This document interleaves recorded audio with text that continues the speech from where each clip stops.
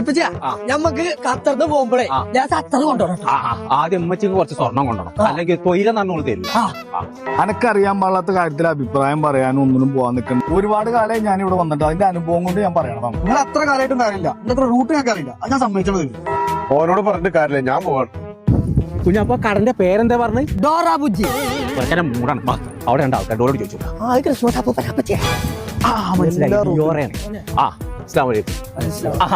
ഈ ഡിയോറ എന്നുള്ള കടിക്കുള്ള വഴിയിലാണ്. ഇതെങ്കിലും ഞാൻ പറഞ്ഞു കൊടുക്കട്ടെ. പിന്നെ നേരെ പോവുക, അവിടുന്ന് ലെഫ്റ്റ് പോവുക, അവിടുന്ന് പിന്നെ 2 കിലോമീറ്റർ നേരെ പോയി കഴിഞ്ഞാൽ പിന്നെ ഒരു റൈറ്റ് ഉണ്ട്. അവിടുന്ന് നമ്മൾ നോക്കുമ്പോ വലിയൊരു ബിൽഡിംഗ്. ഇവിടെ അല്ല ബിൽഡിംഗ്, അവിടെയാണ്. നിനക്ക് സ്വർണം മേടിക്കാൻ തന്നെ അല്ലേ? എന്നാ ഞാൻ കാണിച്ചു തരാം.